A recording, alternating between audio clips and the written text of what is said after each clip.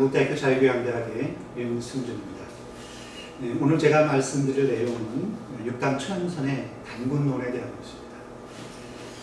한때 우리 민족 최고의 지성이라고 수망받았음에도 불구하고 끝내 민족의 기대를 저버림으로 해서 변절함으로 해서 역사에 오명을 남긴 육당 천연선에 대해서 거론하는 건 상당히 조심스럽고 편치 않은 일일 수 있습니다.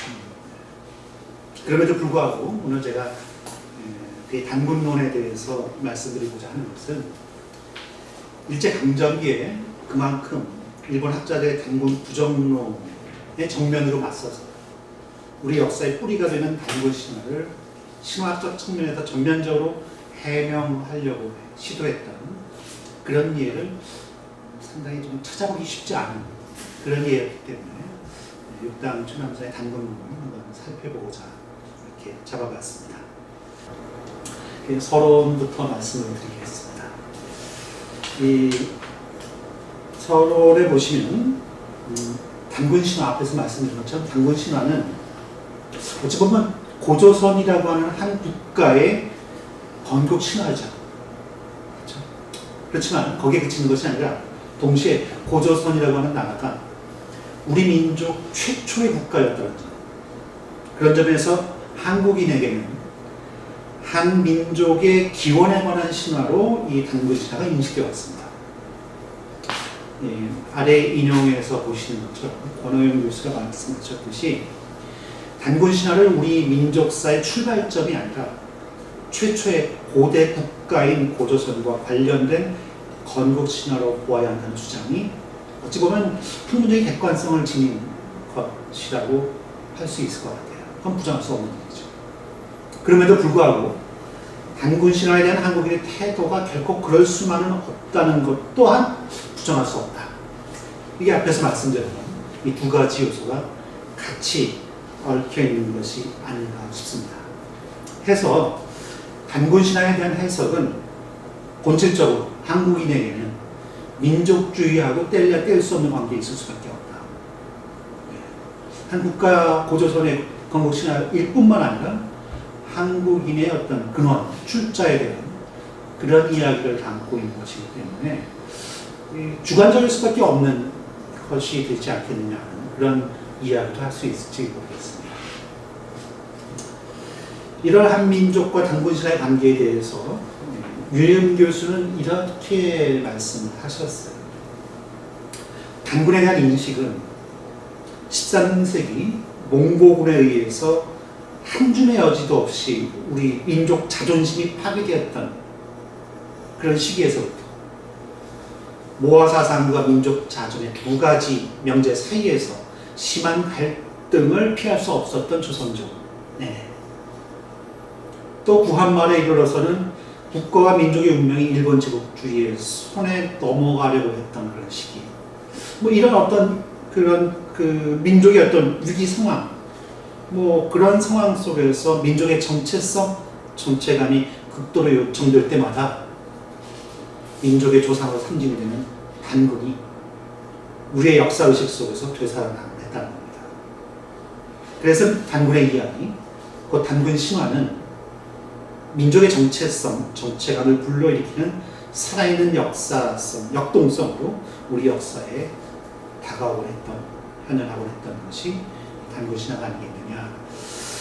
그래서 이 한민족과 단군신화의 관계는 아주 주목해서 볼 필요가 있는, 또 뗄래야 뗄 수 없는 그런 의미를 갖는 이야기다, 신화다, 이렇게 얘기할 수 있을 것 같습니다. 근데 실제 앞에서 거론됐던 이 19세기 말 20세기 초 구한말이죠. 일제강점기가 넘어가는 그 시기에 이 단군신화에 대한 이해는 상당히 주목할 만한 그런 일들이 있습니다. 일제강점기를 전해서 단군신화는 근대화 과학이라고 하는 미명 아래 새로운 옷을 덮어 쓰게 됩니다. 19세기 말부터 20세기 초까지의 역사 교과서에 보이는 단군신화의 변모는 그와 같은 사실을 보여준다고 할 수 있어요. 이 시기에 나온 역사 교과서들이 점차 단군 정통론을 부정하고 나한 정통론을 수용해 갑니다. 또 신인으로서의 어떤 신적 존재로서의 어떤 신성성, 단군이 가지고 있었던 신성성을 탈각하고 계몽군주의 표상을 가지게 됩니다. 이와 같은 단군의 이미지의 변화, 이것은 대한제국기, 단군 또는 단군 신화에 대한 인식이 어떻게 달라져 갔는지를 보여주는 그런 일입니다. 1905년 의사조약이 체결되면서 우리의 민족의식은 위축될 수밖에 없었고요. 1908년 통감부의 교과형 도서검정 기준이 제정되면서 식민지 침략과 지배를 위한 역사인식이 확산되게 됩니다. 일제 관학자들은 19세기 말부터 근대적 합리성이라고 하는 명분, 어찌 보면 문헌보증함이라고 하는 것을 명분으로 내세웠죠. 실증사학이라고 하는 것이죠. 그걸 명분을 내세워서 단군 신화를 부정하는 주장을 펼치기 시작합니다. 물론 육당은 이와 같은 움직임을 일본이 조선의 역사에 대해서 자신의 역사를 옹호하고 싶어서 자기 자신의 자존심을 지키기 위해서 의도적으로 꾸며낸 반동적 행태라고 그렇게 설명합니다. 보시는 것처럼 그렇게 설명하지만 이후 일본의 단군 부정론은 단군 말살론은 더 노골적으로 전개되죠. 그래서 1920년대, 19세기 말부터 20년대까지 전개되어가는 일본 관학자들의 단군 말살론에 대항해서 등장한 것이 육당 최남일선의 단군론이다, 이렇게 이해하시면 좋을 것 같은데요. 오늘 드린 말씀은 바로 이런 과정을 이해하기 위해서 일본 학자들의 단군 부정론 그리고 육당 최남선의 단군론을 구체적으로 살펴보자 하는 것입니다. 육당의 단군론은 앞에서 말씀드린 것처럼 어찌 보면 이 시기를 대표하는 우리 민족주의적인 진영에서 제기된 단군 해석론이라고 할 수 있습니다. 그가 1926년 3월 3일부터 7월 25일까지 무려 77회에 걸쳐서 동아일보에 연재한 글의 제목이 단군론입니다.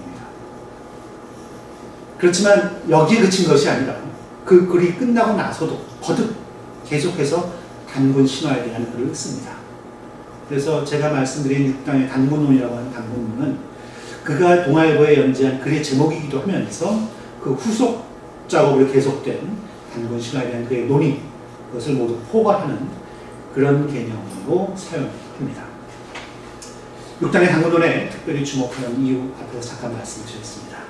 일제강점기 동안 그만큼 일본 학자들의 단군 부정론에 정면으로 맞서서 우리 역사의 뿌리가 되는 단군 신화를 신화학적으로 전면적으로 해석해 보려고 하는 시도, 그 유래를 찾아보기 어렵다. 그런 점에서 그의 단군론을 한번 다시 조명해보자, 그런 취지라고 하는 점 이해해 주시면 감사하겠습니다. 그래서 육당의 단군론에 대해서 또 일본 학자들의 단군 부정론에 대해서 순차적으로 살펴보도록 하겠습니다. 먼저 일본 학자들의 단군 부정론에 대해서 보겠습니다. 일본에서 한국학에 대한 본격적 연구가 시작된 것은 일본 사시는 분 잘 아시겠지만 에도 시대부터였다고 이렇게 합니다.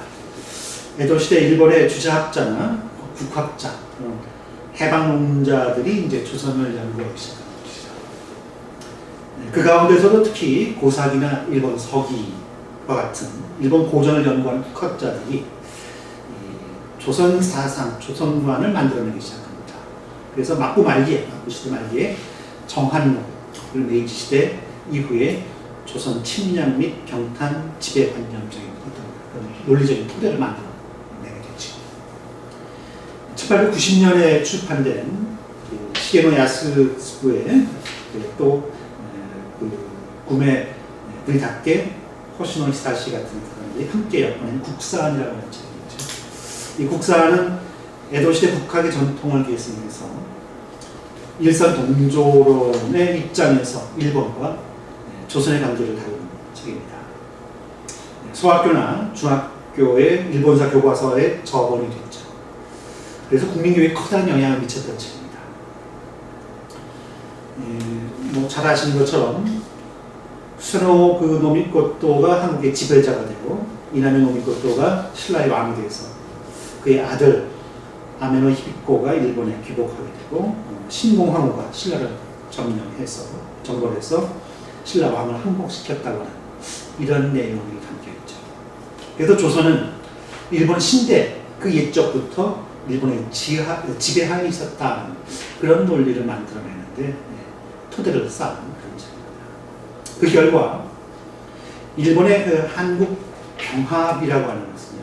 일본의 한국 병합이라고 하는 것은 태고적 일본의 그 신이나 천황이 한국을 지배했던 그런 것의 재현이다. 그래서 역사의 본래 모습으로 되돌아온 것이다. 그래서 당연한 것이다. 이렇게 받아들이게 했습니다. 한말 일제와 일본인들의 한국사 연구는 이와 같은 그들의 국수주의적 국학의 전통을 바탕으로 서양의 소위 근대사학의 바탕을 둔 문헌고증학적 방법을 원용했습니다. 그들의 식민정책에 토대해서 이런 연구가 진행됐죠. 그 결과 단군을 부정하고 의식적으로 기자를 내세우면서 한국사의 주체성을 부정하는 방향으로 나왔습니다. 일제 식민사학의 의도는 단군의 존재를 부정함으로써 민족 문화의 시조를 없애고 그 결과 한국사는 그들이 강조하는 기자나 위만조선, 한사군, 심지어는 임나일본과 같은 식민지 정부로부터 시작해서 일제 식민지로 끝나게 되는 것이다. 이렇게 인식하게 만들었습니다. 그래서 일본의 시각에선 어찌 보면 고루하고 편협한 조선이죠. 구태의연하고 의심 많은 조선이었습니다. 비굴하고 염치 없는 조선이었죠. 그런 조선의 단군과 같은 유구한 실제 역사는 있을 수 없다. 혹 있어서도 안 된다.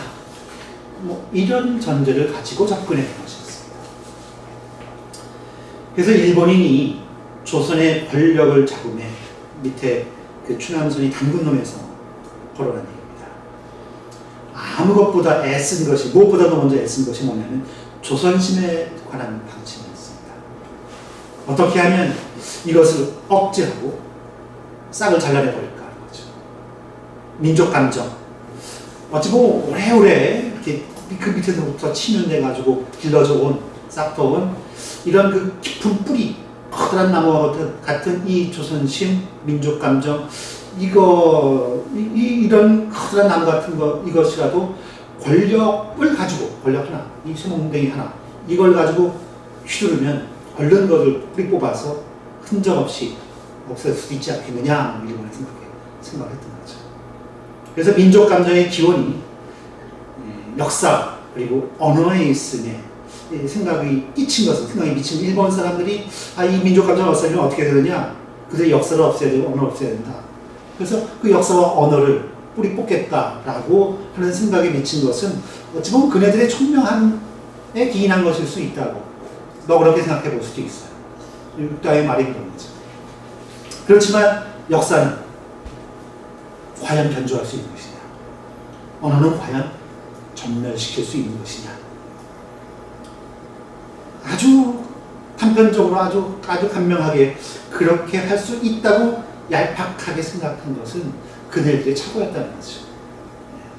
그래서 일변 조선인에게는 역사적 교양에 관한 일제기를 주지 않고 동시에 조선은 공적 생명은 물론이고 사적인 존재까지도 가능한 다 협박을 해서 뿌리 뽑으려고 했던 것이 일제의 시도였다는 겁니다.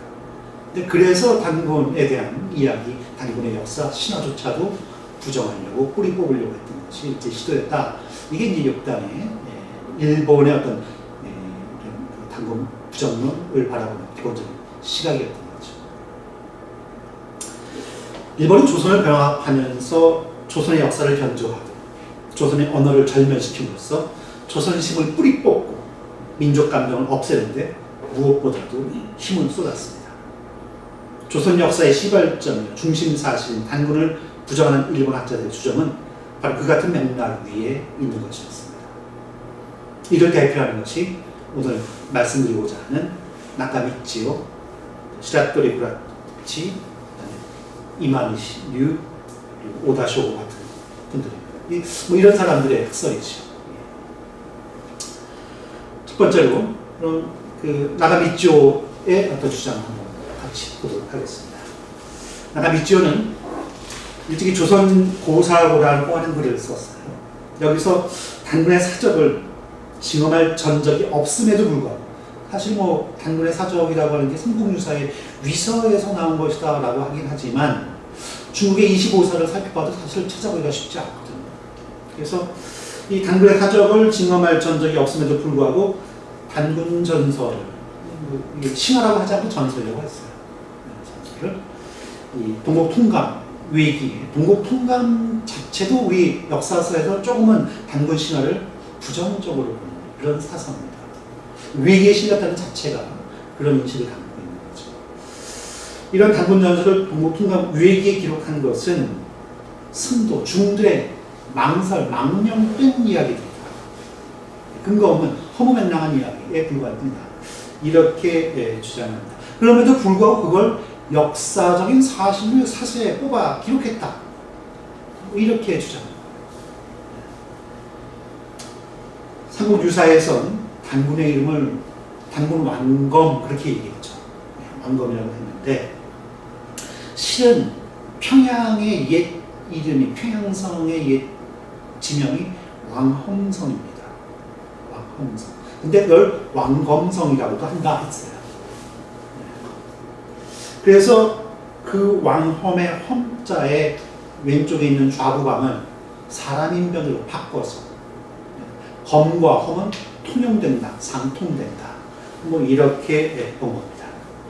그래서 평양의 옛 이름 왕험의 험자를 사람인변으로 바꾼 것이라고 하면서 단군 전설을, 그래서 단군 왕검을 평양 지역의 평양산 산신 그 정도로 이제 인식을 하려고 했던 겁니다.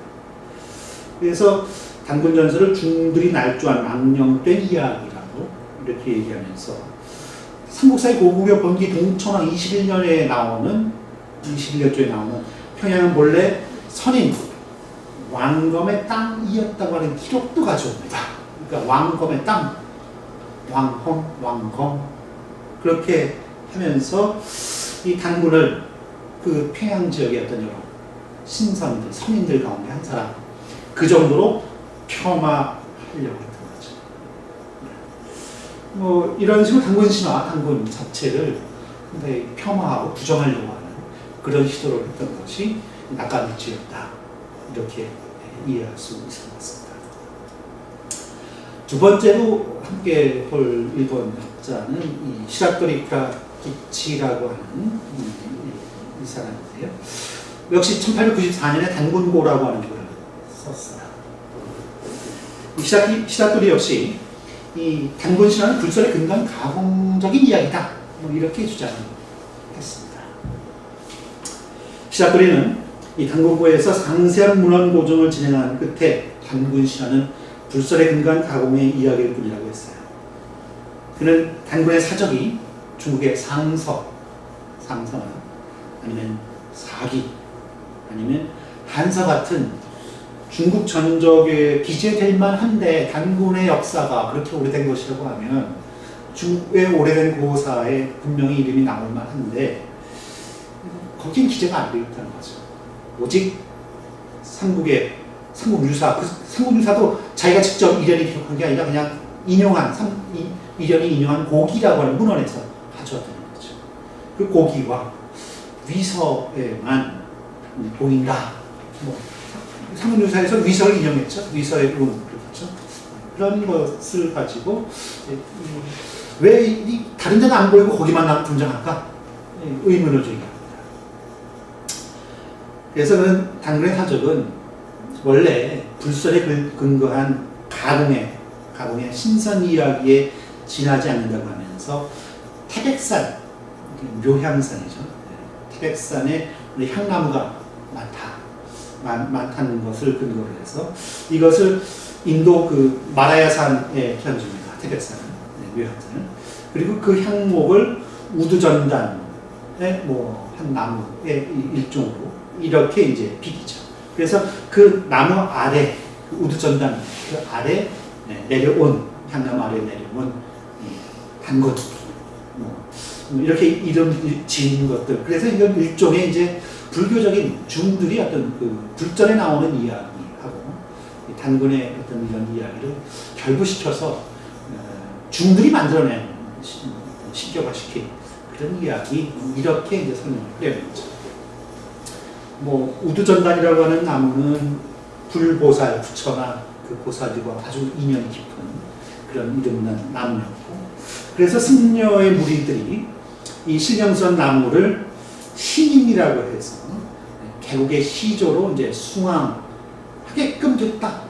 그건 뭐 있을 수 있는 일이 아니겠느냐. 뭐 이렇게 이제 너그럽게 이해하려고 이렇게 얘기를 한 겁니다. 특히 우두주에 쾌모의 비석이 있다고 하는 봉사의 기록이나 아니면 강화도 만이산의 참성단이 단군의 제천단이라고 전해온다는 고려사 기록, 이런 것들은 단군의 일이 불설의 우두전단에 근거한 가공의 이야기를 보여주는 분명한 증거다. 이렇게까지 얘기를 합니다. 또 단군전설이 불설의 가작담이라고 모이타크에서 만들어진 가짜 이야기라고 한다면, 이 전설은 불교가 초선에 전해진, 그러니까 고구려 소수림왕 2년이죠. 372년 그 후에 만들어진 것일 거라는 겁니다. 그리고 위서가 편찬, 위서에서 가져왔다고 했습니다. 위서가 편찬되던 청보 2년 551년 그 사이에 아마 4세기 후반부터 6세기 중반 그 얼음에 만들어진 것이 아니겠느냐 해서 단군 신화가 만들어진 시기를 이렇게 후대로 끌어내린 겁니다. 그리고 나아가서 삼국사기 고구려 본기 기록을 토대로 할 때 주몽의 양부는 금화라고 했고 금화의 양부는 부루라 했고 부루는 단군의 아들이라고 했으니까 단군은 조선국의 그 조선이 될 뿐만 아니라 그 시조가 될 뿐만 아니라 고구려의 시조가 되는 거 아니냐 해서 또 이 단군에 대한 어떤 그런 아이덴티티를 좀 상당히 희석시키려고 하는 그런 시도를 했습니다. 시다토리에 이런 주장을 했고요. 뭐 한국사 연구에 아주 중요한 그 역할을 남긴 일본 사학자죠. 이마니시 류. 1930년도에 단군고라고 하는 글을 장편의 글을 썼는데요. 물론 그 이전에 1910년에도 단군에 관한 글을 썼습니다. 그래서 그런 것들을 하나 모아서 이 이마니시 류의 어떤 단군 신화, 뭐 이렇게도 이야기를 하는데요. 이마니시는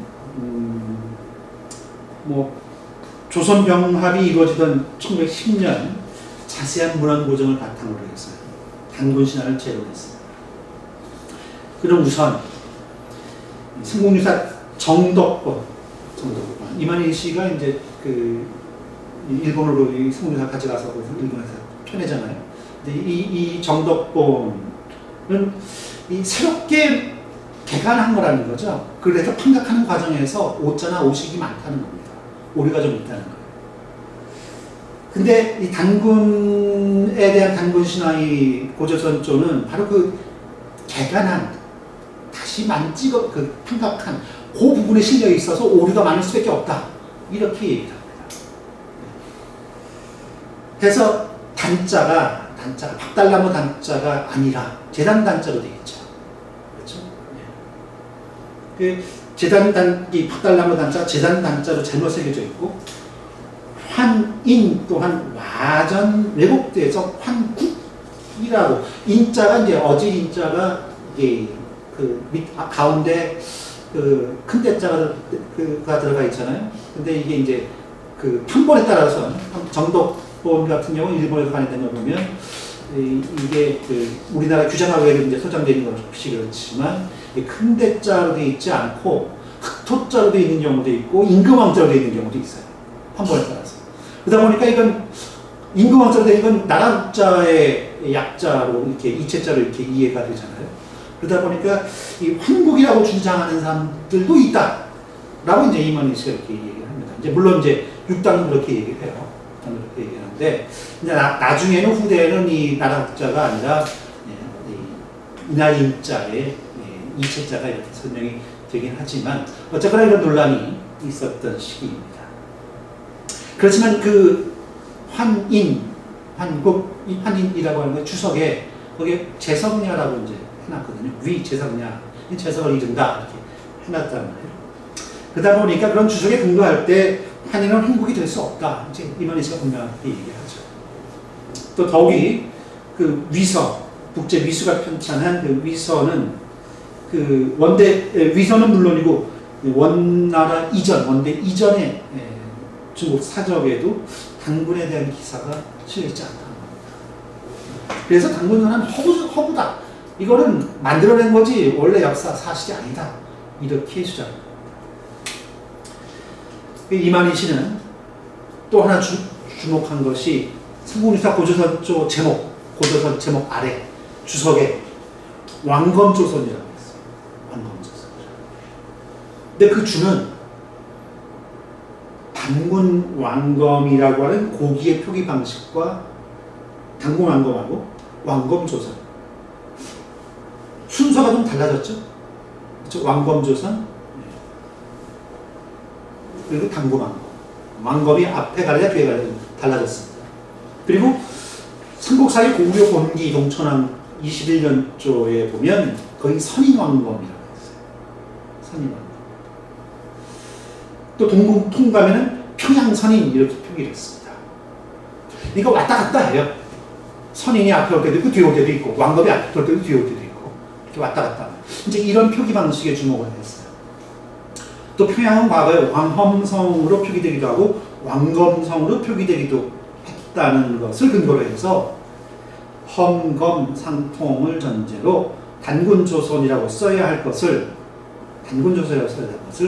왕검조선이라고 했듯 왕검선이라고 해야 될 것을 선인 왕검이라고 해서 선인의 본 이름, 본래 본명을 잃어버리게 만들었다. 이렇게 주장했어요. 그리고 그 이숙기가 지은 그 조연수의 묘지명에 나오는 평양의 선인왕검전서를 이 조연수 묘지명에 이제 선인왕검전설이 나오는데 그걸 근거로 추론을 전개해서 선인왕검은 곧 부여 해부루의 아버지인 해모수다 이렇게 했습니다. 해모수는 주몽의 아버지로 전해지고 불의 아버지로 전해지는 한편 단군이 주몽의 아버지로도 전해지고 불의 아버지로도 전해지기 때문에 선인왕검, 선인의 본체는 해모수다. 다시 말하면 단군은 해모수다. 그래서 이 단군 전설의 시호는 만주나 여진, 몽고 등 아시아 북방 민족의 공통적으로 전해지는 시조 출생다. 즉 동물에서부터 시조가 탄생했다고 하는 그런 보편적인 그런 이야기로 이것을 가져다가 아버지를 신으로 삼고 어머니를 곰으로 만든 게 단군신화. 퉁구스족인 부여종족과 관계가 있는 소라이지 오늘날 조선민족의 선조인 한민족과는 관계가 있는 게 아니다. 뭐 이렇게 이제 이만희 씨는 얘기한 거죠. 한 사람 더 오다쇼고라고 하는 또 조선 편수 국의 조선사 편수를 담당했던 그 신부를 담당했던 그 과장이 됐죠. 이 오다쇼고에 대한 얘기인데요. 이 오다쇼고는 삼국유사에서 단군에 관한 전설이 전한다고 한 위서는 물론이고 중국의 어느 역사서에서도 단군에 관한 기사는 찾아볼 수 없었다. 또 그 선화 5년 1123년 고려에 왔었던 서금이 남긴 이 선화봉사 고려도경이라고 하는 우리 고려도경의 약칭하죠. 이 책에도 또 김부식이 지었다고 하는 묘향산 보현사 비문에도 단군에 관한 기록은 볼 수 없다. 이렇게 문헌 보증을 아주 철저하게 했어요. 이게 실증주의 사학이 아주 뭐 전가의 보도처럼 휴대하는 거죠. 그러면서 단군이 이 박달나무로 단자 단군으로 표기되든 아니면 재단 단자 단군으로 표기되든 이거는 한국어 단님을 표기하는 거고 이 단님은 상신, 상군 의미하는 달림의 와전이다. 그러니까 단군은 산신일 뿐이다 하는 거예요. 개국시조가 아니라 산신일 뿐이다 하는 거죠. 그래서 본래 묘향산 산시의 연기설화에 지나지 않는 것이었다. 그러니까 묘향산 산신에 불과한 것이었다. 이 단군이 산신이라야 이 산에 살고 있는 곰이 여자로 화해해서 환웅과 결혼을 할 수 있지 않겠냐는 겁니다. 그런 이야기가 그래서 어울릴 수 있다는 거예요. 그리고 나중에 아사잘 산신이 되었다고 하는 얘기하고도 또 연결될 수 있는 거 아니냐는 거죠. 한국 산신이라는 거죠. 고려사 묘청전에 구려 평양선인이라는 말이에요. 고구려의 평양선인이라는 말. 이 말은 삼국사의 고구려 본기의 선인왕검이라고 하는 말과 다를 바 없다는 거예요. 똑같다는 겁니다. 그러면서 평양의 개벽 변기를 말하는 과정에서 평양에서 가까운 명산인 묘향산의 산신연기 설화하고 평양의 그 신선, 선인, 전설이 이게 습합된 거죠. 혼합된 거죠. 혼동되면서 단군이 이 지역에 내려와가지고 도읍을 정했고 조선이라 칭하게 된 것이라고 이야기가 만들어진 거다. 그리고 이게 아마도 이건 승려를 조작한 거 아니겠느냐, 뭐 이런 얘기 누가 만들었겠냐, 뭐 이렇게 이제 주장을 한 겁니다. 일본 사람들, 일본 학자들의 이런 이야기를 정리하면 물론 여기 몇 사람 거론하지 않은 분들이 있긴 하지만 뭐 흔히들 뭐 승려가 망명동에 만들어낸 이야기, 왕엄성 평양 고성 곧 옛 진영과 이렇게 연결시키는 왕엄성, 아니면 성림정들을 끌어내렸다고 했죠, 그렇죠? 네. 이런 어떤 주장, 아니면 어떤 민족적인 감정, 중국의 어떤 사대주의적인 어떤 그런 것을 좀 견디지 못해서 뭐 나중에 만들어낸 어떤 그런 반감에서 만들어진 이야기, 아니면 민족적인 신앙에 깃댄 이야기, 아니면 이제 일본의 어떤 적주의적인 어떤 관변에서의 어떤 주장, 이런 것들로 정리를 해볼 수 있을지 모르겠어요. 이렇게 정리한 건 제가 정리한 게 아니라 사실 육당 최남선이 정리한 겁니다. 육당 최남선이 일본 학자들의 단군 부정론을 이렇게 나눠서 정리했어요. 그래서 참고로 보시면 이해하시기 어렵지 않을 거고요. 근데 이런 일본 학자들의 단군 부정론에 대해서 육당이 단호같이 비판합니다. 뭐 요약을 한번 하고 비판하는 걸로 넘어가도록 하겠습니다. 일본 학자들의 단군 부정론은 정리하면 삼국유사에 전하는 단군 신화는 사실과 다른 가공의 이야기여서 믿을 수 없다. 그게 첫 번째, 가공의 이야기다. 그들은 삼국유사에 인용된 고기의 기록을 승려들이 만들어내는 허망한 이야기, 허무맹랑한 이야기, 망설, 허구, 불설에 근거한 가공의 이야기, 이렇게 주장하면서 이것이 어떻게 역사상의 사실로 오인돼서 오늘에 이르게 됐다, 이렇게 주장합니다.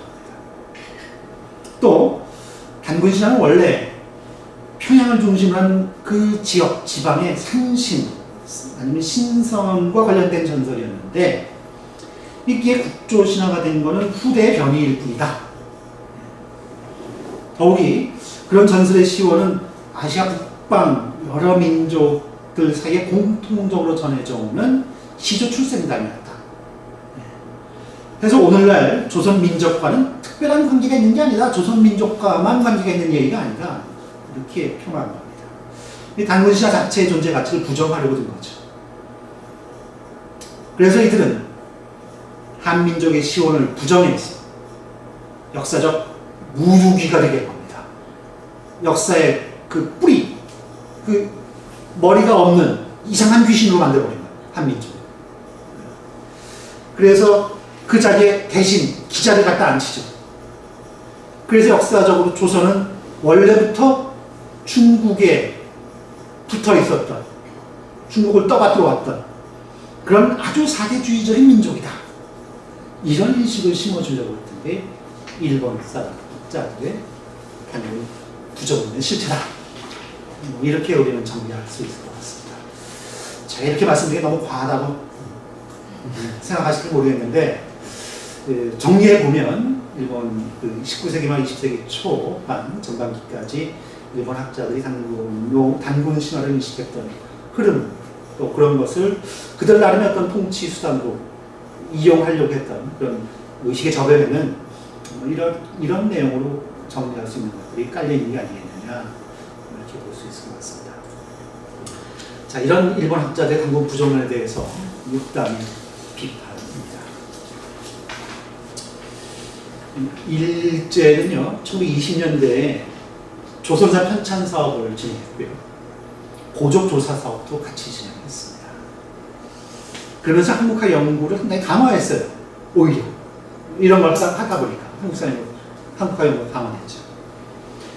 미우라 히로유키나 그로이타 가스미, 또 이마네시 유 같은 사람들이 주도했던 조선사 편찬 사업은 조선의 역사를 외세 지배의 역사로 편찬하는 데 역점을 두었습니다. 거기에 방점이 있었던 거죠. 그리고 조선의 총독부의 재정 지원 아래 진행됐던 고적조사 사업, 이거는 한국사의 타율적 기원에 대한 고고학적 근거를 마련하는 데 목적이 있었어요. 그러다 보니까 평양 일대 낙랑, 유적지 발굴, 그리고 신라와 가야 이쪽 지역의 발굴, 그걸 통해서 일본 무서를 입증하려고 했던 거죠. 이와 같은 작업에 대해서 6당은 일본인의 손에 의해서 조선사가 편찬된다고 하는 것은 조선인의 입장에서 보면 참을 수 없는 최후의 정신적인 파산과 다름없다, 이렇게 아주 비판을 합니다. 견딜 수 없는 일이죠. 그렇죠? 일본인이 아닌 조선인의 손으로 조선학은 다시 써야 되고 다시 만들어야 된다, 이렇게 생각을 하게 됩니다. 해서 6단은 시대일보에서 손을 뗀 그 후부터 역사 연구와 단군 연구를 비롯한 조선학 연구에 전념하기 시작합니다. 1925년에 불안문화론을 쓰고 나서 그 뒤부터 6단은 단군과 관련한 논술을 집중적으로 써내기 시작합니다. 1926년에 단군론, 28년에 단군 신전의 고의, 그리고 단군 신전에 들어있는 역사속, 또 민속학상으로 본 단군 신전, 단군급 기연구 같은 이런 글들이 바로 이런 일련의 글들입니다. 이 같은 6당의 단군 연구에 직접적 도화선이 됐던 것은 1926년 2월 문교의 조선에 발표된 오다 쇼고의 단군 전설에 대하여라는 글입니다. 앞에서 우리 한번 봤었죠. 그런 어떤 아주 참기 어려운 주장에 대해서 발굴한 것이 6당이었다, 이렇게 이해하실 수 있을 것 같습니다. 그 오다 쇼고의 글에 대해서 6당이 단군 부인의 망, 문교의 조선의 광론이라고 하는 제목의 글을 썼어요. 그 글에서 한번 같이 보겠습니다. 조선의 교원단체인 조선교육회라는 것이 그의 총독부 내에 있고 학무과장이란 이의 명의로 문교의 조선이란 기관 잡지가 매월 간행되니 물을 것도 없이 교원사회의 지식적 원천이 되게 하자는 것이다. 일본인의 입장에서 그의 이른바 조선교육, 조선인 교육에 관하여 짓거리는 소리가 우리의 감정과 이념에 배치되는 경우가 많은 어쩔 수 없는 일을 하려니와, 그런 중에도 너무 괴이적인, 이치에도 맞지 않고 정의에도 맞지 않는 그런 언론으로서 조선을 무함하는 자가 있으면 전해들로 의뢰 그럴 일이라, 전해들 입장에서는 의뢰 그럴 수 있을 일이라 묵과만 할 수는 없다는 겁니다. 아무리 일본인이라도 그냥 두어서는 안 되겠다는 거죠. 더욱이 백지의 거짓말이지만 그럴싸한 허울을 뒤집어 쓰고 이치에 가까운 근리한 듯하지만 몹시 그 진실을 어지럽히는 만지라는 것인 언어 문자로서 비교적 단순한 두뇌의 임자인 교육자들을 우롱하고 아주 나쁘게 오염시키려 하면 그것이 학문을 통한 정치, 교육, 사조인 만큼 선명와조로만 돌릴 수는 없다.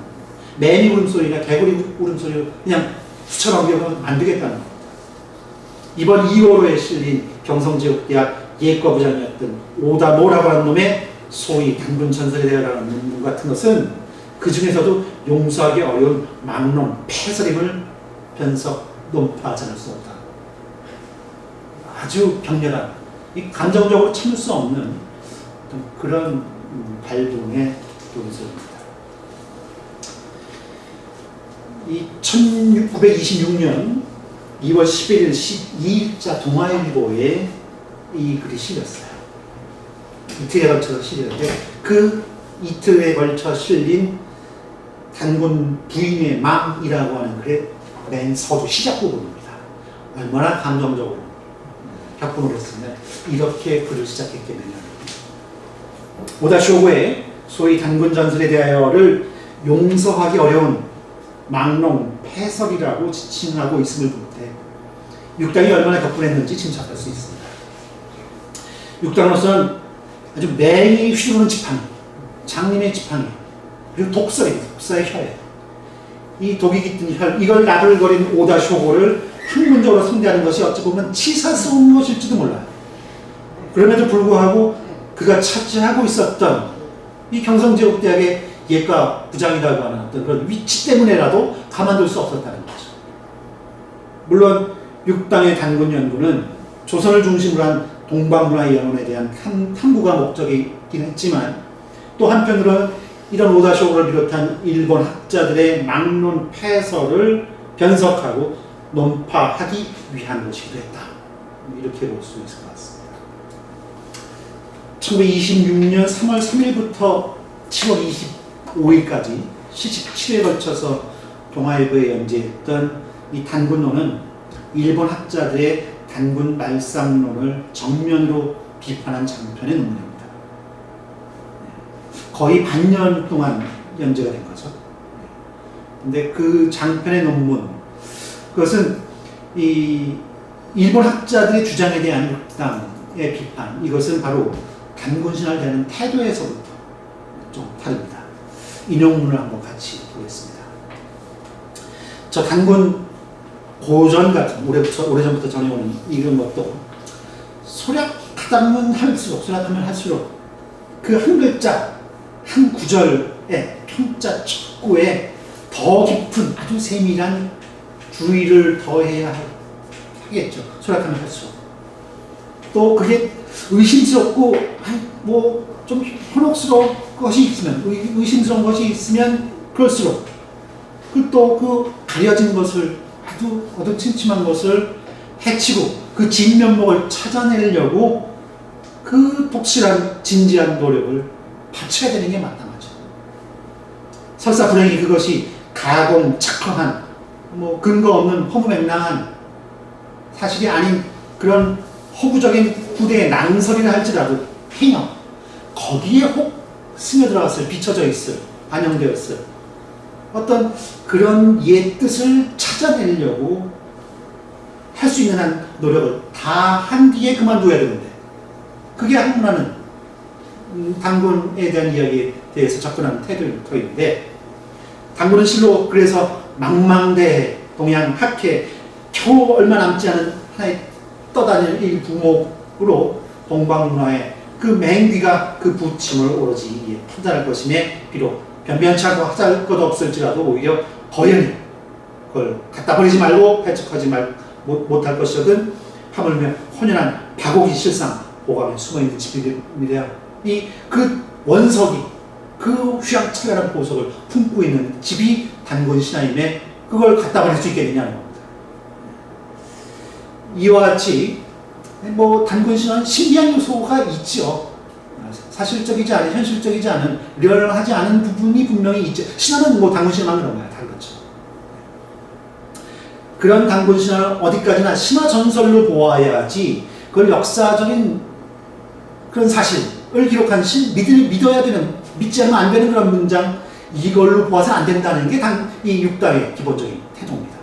이건 신화이지 역사적인 사실을 기록한 믿어 의심치 않은 그런 글은 아니다.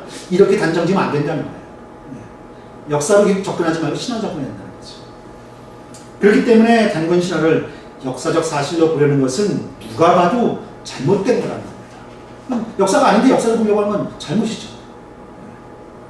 일본 학자들은 이를 기준으로 오히려 단군 신화를 재단해서 역사적으로 증명할 수 없고 믿을 수 없기 때문에 이걸 부정할 수밖에 없다. 이건 이상한 잣대를 가지고 그 잣대가 아닌 걸 가지고 그걸 논하는 그런 경우밖에 안 되는 거죠. 문제를 바라보는 관점이 잘못됐음에도 불구하고 그 관점은 바로잡으려 하지 않은 채 도리어 문제가 잘못됐다고 이렇게 한다는 거죠.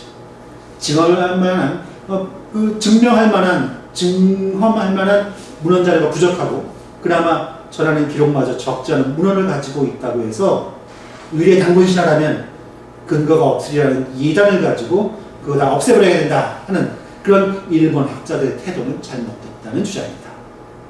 오히려 그보다는 얼마 되지 않는 자료를 할지라도 세밀하게 살피고 진지하게 검토해서 혹 있을지도 모르는 가능성을 끝까지 찾아내려고 노력해야 한다는 거, 이게 바로 단군신화를 대하는 육당의 태도였다, 이렇게 볼 수 있을 것 같습니다. 그래서 이 일본 학자들이 이 단군신화를 대한 태도에 대해서 육당이 비판하는 것을 총괄적으로 정리하자면 이렇게 정리할 수 있을 것 같습니다. 먼저 일본 학자들이 주장해 가지고 있는 문제점, 첫 번째로 들 수 있는 것은 문헌에 너무 집착하고 있는 폐단을 저지르고 있다는 겁니다. 문헌 편중의 폐입니다. 문헌만 믿으려고 한다는 거죠. 이건 두 가지 측면의 문제점이 있는데, 하나는 기록 본위의 폐단입니다. 그래서 일본 학자들은 삼국유사 자료, 그것이 곧 단군의 모든 생명, 전 생명으로 보게 되기 때문입니다. 다른 건 보려고 하지 않아요. 문헌에 있는 것만 보려고 합니다. 문헌 외적인 건 보려고 하지 않습니다. 또 하나는 자면 본위의 폐단이라고 하죠. 글자 작구에만 너무 얽매여요. 글자 표면적인 뜻에만, 글자 한 글자에만. 그래서 도리어 어떤 기록이 그렇게 남게 됐는지 하는 그 배경, 문면의 그 뒤에 있는 맥락, 그 성립하게 되는 과정, 이런 거에 대해서는 관심을 안 기울입니다. 그게 어떻게 이게 이 문헌을 제대로 읽어내는 태도이겠느냐 하는 거죠. 이건 문헌 편중하다 보니까, 기록만 집착하다 보니까 기록 그 이면의 그 배경에 대한 건 전혀 돌보지 않고 오히려 문자의 감옥 속에 갇히는 그런 폐단을 저지르고 있는 게 일본 학자들이다, 이렇게 얘기하는 거죠. 또 하나, 두 번째, 자연성 결과로 일본 학자들은 민족학적 내지는 민속학적 관찰을 전혀 하지 않고 있다, 그걸 보여주고 있다. 신화라고 하는 것 자체가 어찌 보면 민속이죠. 그렇죠? 민족학적인 것이죠. 근데 그런 민속학적인 관심을 단군신화에 대해서는 기울이려고 하지 않고 있다는 겁니다. 그래서 천지개벽이나 인간문화의 기원이나 시족의 본원에 관한 신화나 전설, 또는 그걸 배경으로 한 원시 신앙이나 원시 제도, 법제, 이런 것들은 어느 민족에게나 다 있는 것인데 유독 그걸 배경으로, 그걸 조선인에게만은 결여되어 있다고 난 얘기합니다. 단군신, 그게 문면에 없다고 해서.